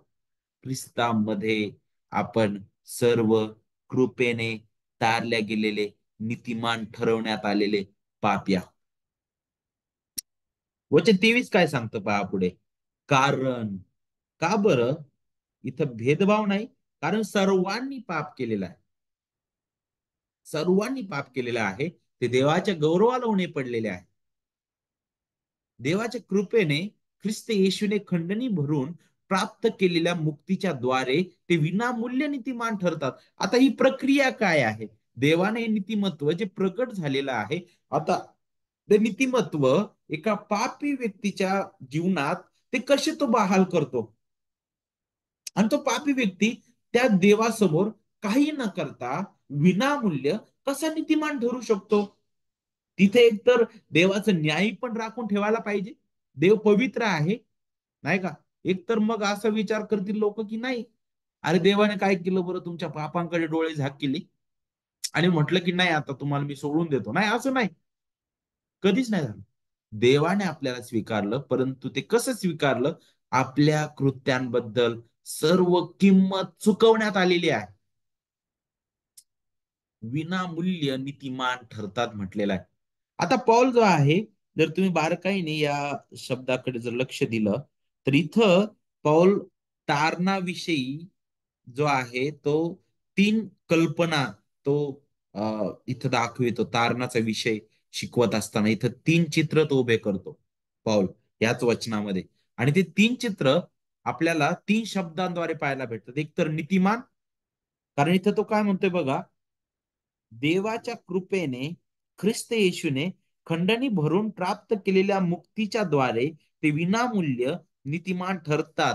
इथं नीतिमान हा शब्द पाहायला भेटतो, मुक्ती हा शब्द पाहायला भेटतो, आणि वचन 25 मध्ये प्रायश्चित्त हा शब्द पाहायला भेटतो. आता ही तीन चित्र, हे तीन कल्पनांद्वारे पौल जो आहे तो आपल्याला तारणाबद्दलच शिक्षण तो देत आहे. आणि हे तिन्ही जे शब्द आहेत, रोमी साम्राज्यामध्ये सगळ्यात महत्वाचा एक भाग होते. हे तिन्ही शब्द यहुदी लोकांसाठी एक महत्वाचा भाग ठरणारे होते. हे तिन्ही शब्द रोमी साम्राज्यामध्ये फारच आपल्याला पाहायला भेटतं आणि त्या मंडळीला अगदी अगदी सहजरित्या समजणारे हे शब्द होते. ज्यावेळेस नीतिमान हा शब्द पॉल उच्चारतो, तर नीतिमान हा शब्द न्यायालयाची आठवण करून देणार आहे. पहिली प्रतिमा इथं आपल्याला पाहायला भेटते. इथं पॉल आपल्याला कोर्टात घेऊन जातो की आपण दोषी आहोत. आपला दोषी पण दाखवणारा तो शब्द आहे. नीतिमान ठरणं हा न्यायालयाची प्रतिमा आहे. मुक्ती हा शब्द गुलामांच्या बाजारातील ती प्रतिमा आहे. कारण रोमी साम्राज्यामध्ये हे फारच सर्वसाधारण बाब होती, जिथं गुलाम खरेदी विक्री केली जायची. आणि आपण परिचय पाहत असताना आपण पाहिलेला आहे की तिथं जितकी त्या त्या नगराची संख्या होती, तर रोमी साम्राज्य होतं, त्यामधील कितीतरी टक्के जर आपण पाहिलं, तर तिथं अधिक लोक जे आहेत, पुष्कळ लोक गुलाम म्हणून होते. विविध भागातून गुलाम म्हणून तिथे आणलेले होते. आणि म्हणून मुक्ती हा शब्द गुलामांसाठी सगळ्यात समजण्यासाठी सोपा होता. त्यानंतर प्रायश्चित्त हा जो शब्द आहे, तो आपल्याला पाहायला भेटतो एक तर यहुदी लोकांसाठी सुद्धा महत्वाचा होता आणि परराष्ट्रीयांसाठी सुद्धा महत्वाचा होता. कारण परराष्ट्रीय लोकांसाठी प्रायश्चित्त म्हणजे काहीतरी त्याग पूर्ण करून त्या देवाला संतुष्ट करणं, ही बाब त्यांच्या समोर होती. यहुद्यांसाठी सुद्धा होतं की अर्पण देऊन देवाला संतोषविणं, आपल्या पापांबद्दल नाही का किंमत चुकविणं. तर दोन्ही गटासाठी हे तिन्ही शब्द अगदी महत्वाचे होते. आणि तिन्ही कल्पनांद्वारे पौल आपल्या समोर तारणाबद्दलचं जो सत्य आहे ते तो प्रगट करतो. पहिली गोष्ट नीतिमत्वता, नीतिमान ठरणं. तो इथं याच्याबद्दल आठवण करून देत आहे की कोणताही नीतिमान व्यक्ती जो आहे त्याला कोर्टात कोणी घेऊन जाणार नाही. बरोबर की नाही? कुणाला कोर्टात घेऊन जातात? दोषाला. आहे का? जो जो आरोपी आहे त्याला. आणि नीतिमानतेच्या दुसरी बाजू जर आपण पाहिलं तर दोषी. आणि न्यायालयीन भाषा आहे आपल्याला पाहायला भेटतं. आणि जिथं आपण पाहतो की न्यायाधीशासमोर तो दोषी उभा आहे आणि तिथं त्याच्यावर सर्व दोष लावण्यात आलेले आहेत आणि सर्व दोष पुराव्यानिशी साबित झालेले आहेत. आणि तो शिक्षेस पात्र आहे. शिक्षा त्याला ठोठावण्यात आलेली आहे की त्याला मरणदंड द्यायला पाहिजे. मरणदंडास तो पात्र आहे. परंतु तरी सुद्धा तो दोषी असताना पहा, त्याला निर्दोष म्हणून सोडविण्यात येतं. आणि हे कसं शक्य आहे, हे कसं होतं, ते आपण पुढे पाहणार आहोत. मुक्ती हा जो शब्द आहे ना, तो आपल्याला गुलामगिरीतून सुटकेबद्दल आठवण करून देणारा शब्द आहे. आपण पाप, जग आणि सैतानाच्या गुलामगिरीत होतो, त्यातून आपल्याला सोडवण्यात आलेला आहे.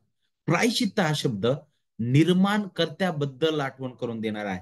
निर्माणकर्त्या विरुद्ध केलेलं जे कृत्य आहे त्याची योग्य भरपाई करून त्याचं समाधान करणं, त्याच्याबद्दल आठवण करून देणारा हा शब्द आहे प्रायश्चित्त.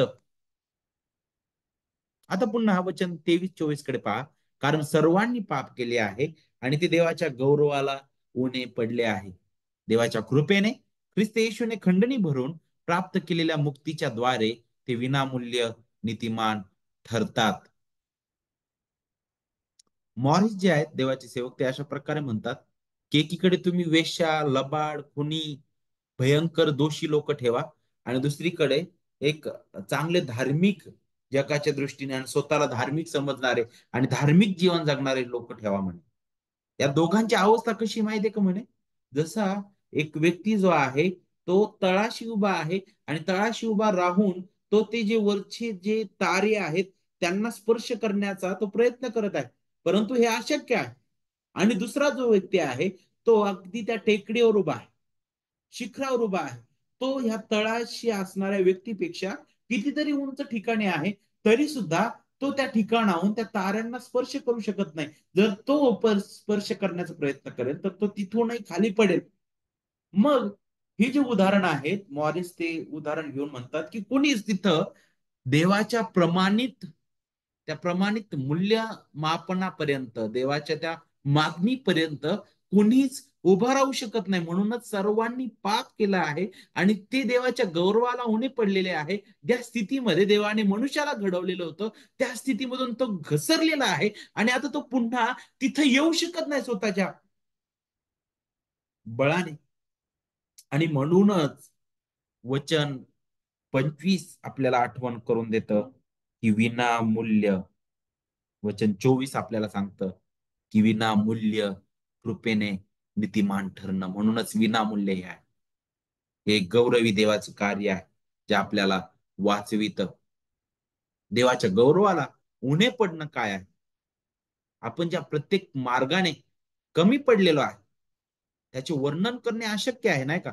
परंतु मनुष्य देवाच्या गौरवापासून कमीत कमी कमी पडण्याचं किंवा उणे पडण्याचं कमीत कमी चार महत्वाचे तरी मार्ग असू शकतात, नाही का? त्यातील पहिला मार्ग म्हणजे आपल्या शब्दात, विचारात आणि कृतीत आपण देवाला त्याचे योग्य गौरव देण्यात अपयशी ठरलो, उणे पडलेलो आहे. देवाने विश्वास सेवकांना दिलेले पारितोषिक आणि सन्मान त्याला नाकारण्याद्वारे आपण अपात्र ठरलो, उणे पडलेलो. तिसरं, त्याच्या प्रतिमेत घडण्याला विरोध करण्याद्वारे आपण देवाचे गौरव योग्य रीतीने प्रतिबिंबित करण्यात अपयशी ठरलेलो आहे. चौथं, सर्व इतिहासाच्या शेवटी देव त्याच्या लोकांना दिलेला अंतिम गौरव प्राप्त करण्यास सुद्धा आपण उणे पडलेलो आहोत. देवापासून आपण किती पडलेलो आहोत. पण देवाची स्तुती असो, देवाच्या कृपेने ख्रिस्त येशूने खंडणी भरून प्राप्त केलेल्या मुक्तीच्या द्वारे ते विनामूल्य नीतिमान ठरतात. अशा पापी भ्रष्ट अवस्थेत असल्यामुळे आपण एकाच मार्गाने नीतिमान ठरू शकतो, आणि तो म्हणजे विनामूल्य विनामूल्य कृपेने नीतिमान ठरणं. इथं मला कुठेही जागा नाही. मी माझे हात वर करून, माझा कॉलर टाईट करून मी म्हणू शकणार नाही, देवा अरे मी तुझ्यासाठी हे केलेलं आहे. नाही, मी नेहमी कृतज्ञ आहे. का बरं? कारण देवाने माझ्यासाठी जे काही केलेलं आहे, त्यामुळे मी देवासमोर त्याचं लेकरू म्हणून जात आहे.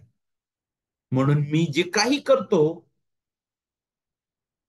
मंडळीत माझं एकत्रित येणं किंवा सुवार्थ प्रसारामध्ये मी अगदी कार्य करण्यात पुढे असल, मी वचन सांगण्यात पुढे असल, मी जे काही करतो त्यामध्ये मला कुठेही घमंड करण्याला जागा नाही.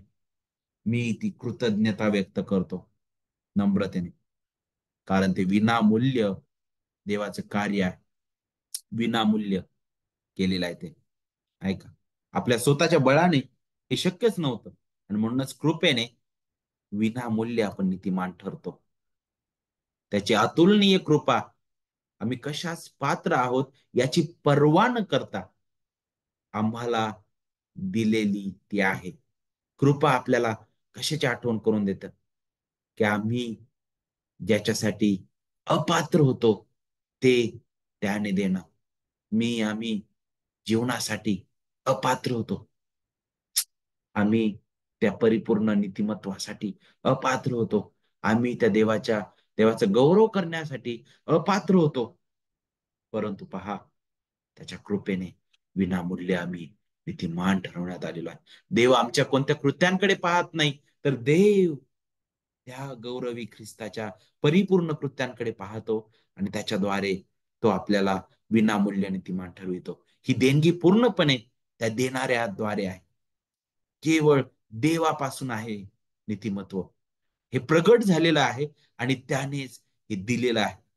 तोच आपल्या खात्यात ते बहाल करतो. विनामूल्य हा जो शब्द आहे ना, जर त्याचा मूळ जर तुम्ही पाहिला शब्द, मूळ ग्रीक शब्द, त्याचा जर तुम्ही अर्थ पाहिला, तर तो जो अर्थ आहे तो समजण्यासाठी आपल्याला नवीन करारातील आणखी इतर संदर्भ जे आहे ते पाहणं गरजेचं आहे. कारण तो शब्द इतर संदर्भामध्ये सुद्धा वापरण्यात आलेला आहे, आणि ज्यावेळेस आपण ते संदर्भ पाहू त्यावेळेस तो संदर्भ आपल्याला समजेल. विनामूल्य म्हणजे काय? मत्ते 10 अध्याय वचन 8 मध्ये पहा, प्रभू म्हणतो की तुम्हाला फुकट मिळाले आहे, फुकट द्या. प्रगटीकरण 22 अध्याय वचन 17 मध्ये सांगितलं की ज्याला पाहिजे तो जीवनाचं पाणी फुकट घेऊ.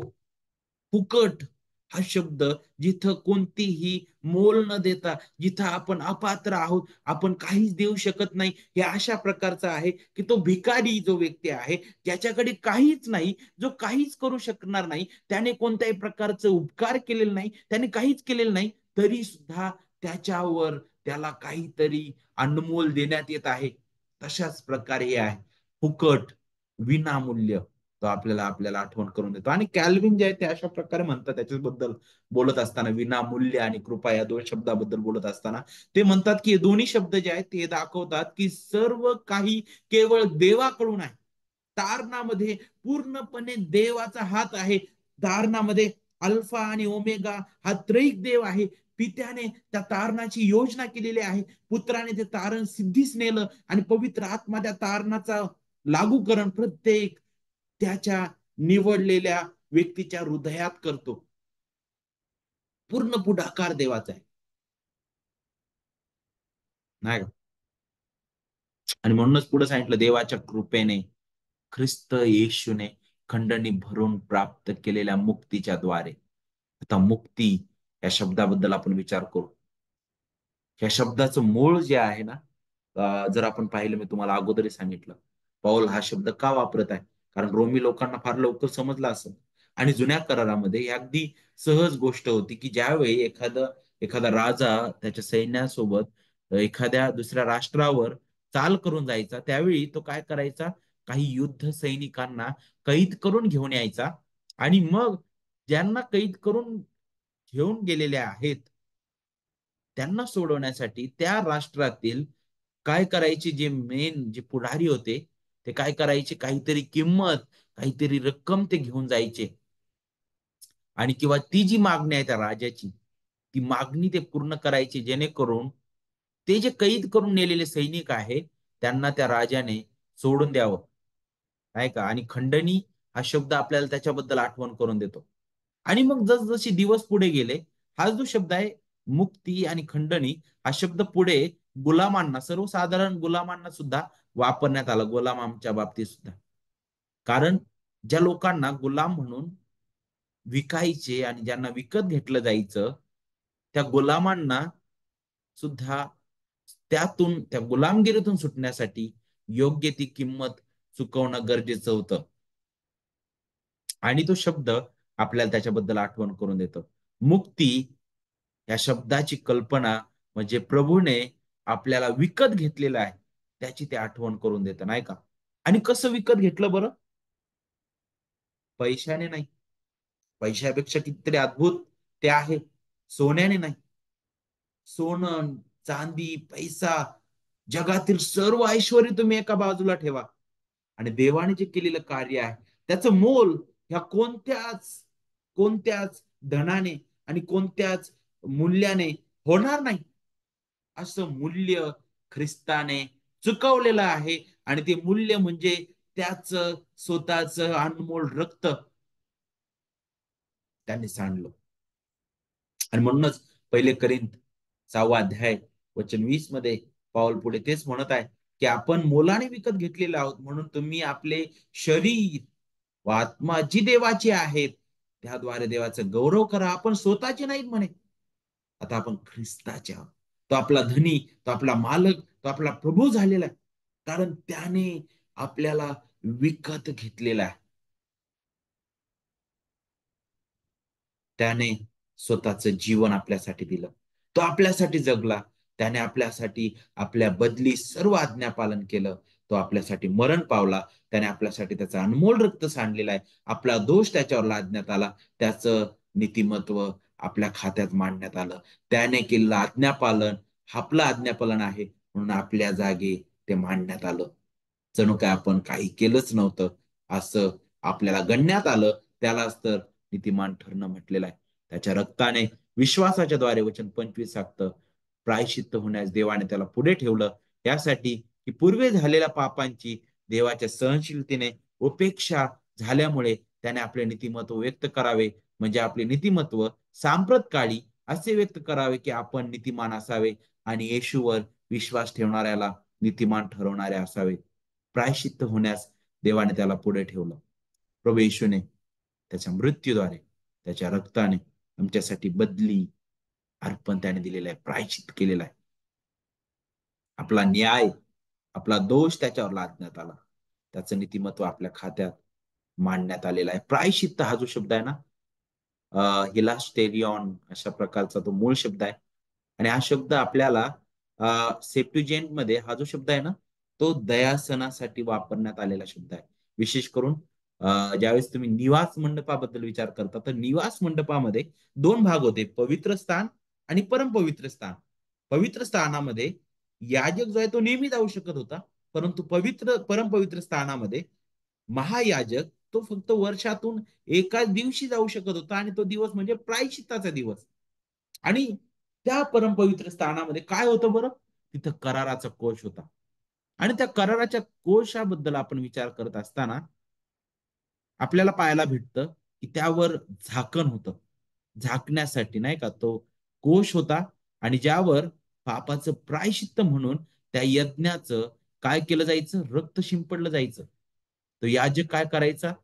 ती व्यक्ती ज्यावेळेस एखादा तो प्राणी घेऊन यायचा, त्यावेळेस तो याजक त्याचा हात त्याच्यावर ठेवायचा, त्या व्यक्तीचा हात ठेवायचा, आणि त्यातून तो दाखवायचा की नाही, आता याने केलेलं ते कृत्य आहे, त्याच्या बदली ही किंमत चुकवली जात आहे. त्याची छोटीशी सावली, त्याची छोटीशी झलक तिथं आपल्याला पाहायला भेटते. आणि पहा, ते प्राणी त्याचं अर्पण तो करायचा, त्याचं रक्त घेऊन तो परमपवित्र स्थानात प्रायश्चित्ताच्या दिवशी जायचा, आणि त्या दयासनावर तो काय करायचा? ते शिंपडायचा.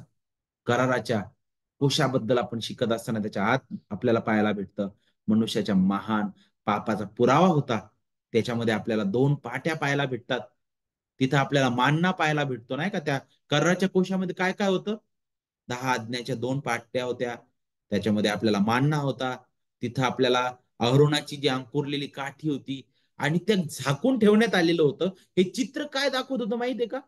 मनुष्याने देवाच्या नेतृत्वाला कसं नाकारलेलं आहे, त्याचं हे चित्र होतं. की देवाने ते नियमशास्त्र दिले, देवाने अद्भुत पुरवठा केला, देवाने पुढारी नेमले, देवाने देवाचं नेतृत्व कशा प्रकारे मनुष्याने नाकारलेलं आहे. कराराच्या कोशावर सुंदर सोन्याचे करुबीम होते, आणि हे देवाच्या पवित्र उपस्थितीचं चिन्ह होते नाही का? आणि दोघांच्या मध्ये दयेचं आसन उभे होतं. तुम्ही जर लेविय 16वा अध्याय वाचला तर तुम्हाला तिथं पाहायला भेटत. आणि प्रायश्चित्ताच्या दिवशी दयेच्या आसनावर त्या बलिदानाचं रक्त शिंपडलं गेलं जायचं, आणि ज्याद्वारे देवाचा क्रोध जणू काय तात्पुरत्या प्रमाणात जणू काय तो टाळला गेलेला आहे. आणि ते कृत्य देव त्या भविष्यामध्ये परिपूर्ण जे कार्य होणार होतं त्याकडे पाहून देव त्या लोकांना क्षमा करायचा. कारण विश्वासाने येणाऱ्या पापी लोकांच्या वतीने एक पर्याय, एक बदली तिथं मारला गेलेला आहे. कोणीतरी किंमत तिथं चुकवलेली आहे, आणि ही आपल्याला त्या परिपूर्ण किमतीची आठवण करून देत होतं की नाही, असं एक महान अर्पण येणार आहे, असं एक महान प्रायश्चित्त असणार आहे की जे आपल्याला एकदाच सदा सर्व काळासाठी वाचवणार आहे. खरोखरच ते दयासन, ते दयास्थान आपल्याला देवासमोर उभं करणार होतं. आणि मग खरंच ख्रिस्त तर आपलं दयास्थान आहे. ख्रिस्त ते परिपूर्ण अर्पण आहे, जिथं दोषी पापी व्यक्ती देवाच्या पवित्रतेच्या त्या समक्षतेत आता धैर्याने येऊ शकतो. पूर्वी झालेल्या पापांची पुढे ते वचन काय सांगतं? देवाच्या सहनशीलतेने उपेक्षा झाल्यामुळे त्याने आपले नीतिमत्व व्यक्त करावे. जुन्या करारातील संतांनी येणाऱ्या मसीहावर विश्वास ठेवला. त्यांच्या पापांची भरपाई झाली. ती कशी झाली? देव सहनशीलतेने त्या दिवसाची वाट पाहत होता, ज्या दिवशी त्याचा परमप्रिय पुत्र वधस्तंभावर वधल्या जाईल. इथं सांगितलंय त्या अर्पणाची ती सर्व सावली होती. तो येईपर्यंत ते तात्पुरतं आच्छादन होतं, जे क्रुसावर पूर्ण किमतीसाठी मोकळं केलेलं आहे. ख्रिस्ताच्या वधस्तंभावरील प्रवेशच्या त्या कार्यापर्यंत देवाने सहनशीलतेने जुन्या करारातील संतगणांना क्षमा केली. त्यांच्याकडे त्यांनी पाहिलं, आणि आपल्याला पाहायला भेटतं कारण प्रभूला माहित होतं की ती किंमत ती चुकवली जाणार आहे ख्रिस्तामध्ये. कारण ख्रिस्ताचं रक्त इतकं अनमोल आहे की ते फक्त त्या काळातीलच नाही, तर भूतकाळातील, वर्तमान काळातील आणि भविष्य काळातील त्यांच्या सर्व निवडलेल्या लोकांना तारण्यास समर्थ आहे. कारण तो गौरवी तारणार आहे. कारण ख्रिस्ताने ती किंमत पूर्ण चुकवलेली आहे. त्याने आपले नीतिमत्व व्यक्त करावे, म्हणजे आपले नीतिमत्व सांप्रत काळी असे व्यक्त करावे की आपण नीतिमान असावे, आणि येशूवर विश्वास ठेवणाऱ्याला नीतिमान ठरवणारे असावे. वधस्तंभावर देवाने पूर्णपणे न्यायी राहून आपल्याला पाहायला भेटतं. दोषी नाही असा कायदेशीर निर्णय तिथे दिलेला आहे, की तो जो दोषी होता, आता तो निर्दोष ठरवण्यात आलेला आहे. तो निर्णय तिथंच वधस्तंभावर अगदी स्पष्ट झालेला आहे. कारण एका निर्दोषाला त्या दोषाबद्दल किंमत चुकावी लागली आहे. वधस्तंभावर त्याचं नीतिमत्व प्रदर्शित केलेलं आहे. वधस्तंभावर आपले पाप लादण्यात आले. ख्रिस्ताने आपले पाप स्वतःवर घेतलेलं आहे. त्याचं एक चित्र इथे आपल्या समोर आहे बघा. नीतिमान ठरणं काय आहे या चित्रातून आपल्याला पाहायला भेटतं. आपण बघा, इथं एकेकाळी आरोपी देवासमोर बिलकुल जाण्यास आपण पात्र नव्हतो. परंतु तो वकील, तो मध्यस्थ, तो तारणारा ख्रिस्त त्याने आपल्यासाठी मध्यस्थी केली. त्याने आपले पाप स्वतःवर घेतले. त्याने आपल्या पापाचा दंड स्वतःवर घेतलेला आहे. तो आपल्यासाठी मरण पावला.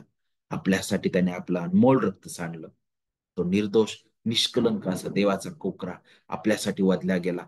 ज्याच्या ठायी पाप मुळीच नव्हतं, तो आपल्यासाठी पाप असा झाला. आणि पहा, त्या निर्दोष अनमोल रक्ताने त्याने केलेल्या परिपूर्ण कार्याद्वारे आपण आता नीतिमान ठरवण्यात आलेलो आहोत. पहा, आपलं पाप त्याच्यावर लादण्यात आलं.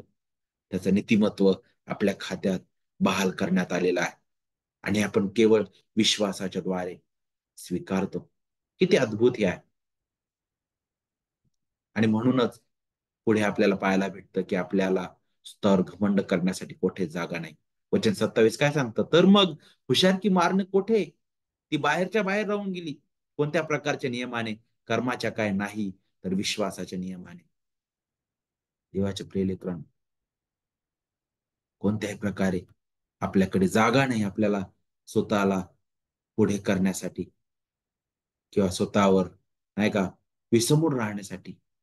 कारण आपल्याला इथं शिकायला भेटतं, की आपल्या कोणत्याच कृत्यांनी, आपल्या कोणत्याच प्रयत्नांनी आपण देवासमोर उभे राहिलेलो नाही.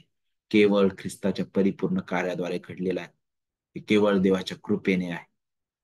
ख्रिस्तामध्ये आपण नीतिमान ठरवण्यात आलेलो आहोत. केवळ विनामूल्य ते नीतिमत्व आपल्या खात्यात मांडण्यात आलेलं आहे. आता देव आपल्याकडे पाहत असताना त्या त्याच मूल्यमापनाने तो पाहतो. ख्रिस्तामध्ये आपल्याला तो पाहतो. नीतिमान ठरवलेले अशी तो आपल्याला पाहतो. तो आपल्याला आता दोषी ठरवणार नाही. त्याने आपले पाप आपल्यापासून पूर्व जितकी पश्चिमेपासून दूर आहे, तितके दूर त्याने केलेले आहे. तो आपल्याकडे कशा प्रकारे मोजत नाही. कारण ख्रिस्ताने केलेलं परिपूर्ण कार्य आपल्यासाठी आपल्यासाठी एकमेव आणि सार्वभौम आहे. आणि म्हणून आपण त्या देवाला धन्यवाद देऊया. हे वचन आपल्याला नेहमी उपडं पाडतं देवासमोर. आपल्याला नमवतं, की आम्ही किती पापी भ्रष्ट लोक. आम्हाला कुठेही जागा नाही, परंतु देवाच्या कृपेने आम्ही तारले गेलो. तुझ्या गौरवासाठी आम्ही तारले गेलेलो आहोत. आणि म्हणून जे काही आपण करतो, देवाच्या गौरवासाठी आहे. आणि आपण प्रार्थना करू. देवाच्या हाती आपण पुढे. प्रिय प्रभू, आम्ही धन्यवाद देतो. तुझ्या वचनाने पुन्हा एक आम्हाला आमची जाणीव करून दिलीस. ख्रिस्ताचं परिपूर्ण कार्य तू पुन्हा एक दाखवलंस. आम्ही तुझे आभार मानतो. प्रिय बापा, आम्ही कधीच कोणत्याही प्रकारे स्वतःवर घमंड करून तुझ्या समोर येऊ शकणार नाही. कारण प्रभू, आम्हाला कुठेही जागा नाही. परंतु आम्ही ख्रिस्तामध्ये घमंड करतो. आमच्या तारणाऱ्या प्रभूमध्ये आम्ही घमंड करतो. त्याच्या परिपूर्ण कार्यामध्ये आम्ही तुझ्या समोर येतो बापा. आम्ही जाणतो की तो आमचा एकमेव मध्यस्थ आहे. परिपूर्ण मध्यस्थ आहे. तो आमचा प्रभू आहे. तो आमचा मस्तक आहे. तोच आमचं सर्व काही आहे. त्याच्याद्वारे तो आम्हाला स्वीकारलंस. तुझे लेकरं आम्हाला केलंस. प्रभू, त्याच्यामध्ये आम्हाला तू घडवत आहेस. त्या नवीन राज्यासाठी तयार करत आहेस. त्याच्या प्रतिमेमध्ये तो आम्हाला आता घडवत आहेस. म्हणून आम्ही धन्यवाद देतो. प्रभू, आम्हाला दिवसेंदिवस नम्र कर. दिवसेंदिवस प्रभू आम्हाला तू कृतज्ञ कर. आम्हाला धन्यवादित तू ठेव दे बापा. आम्ही कधीच कुरकुर न करता आमचं जीवन जगावं यासाठी आम्हाला सहाय्य कर दे बापा. पुष्कळदा भौतिक गोष्टीमध्ये जर आम्ही अडचणीत आलो, तर आम्ही त्यावर भयंकर वेळा पुष्कळदा आम्ही कुरकुर करतो दे बापा. परंतु जे तू कार्य केलेलं आहेस त्याच्यासमोर ह्या गोष्टी काहीच नाही. म्हणून आम्ही नित्य धन्यवादित असावं यासाठी आम्हाला तुझी कृपा लाभू दे. तुझ्या हृदयाचा ठावा तू घे.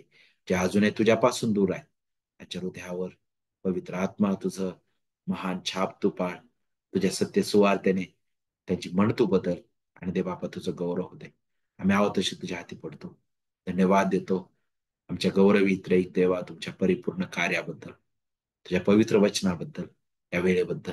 आम्ही आहोत तसे तुझ्या हाती पडतो. तुला धन्यवाद देतो. प्रभू येशूच्या नावामध्ये प्रार्थना मागतो. आमेन. आपण इथे थांबणार आहोत. मी पुढील वेळ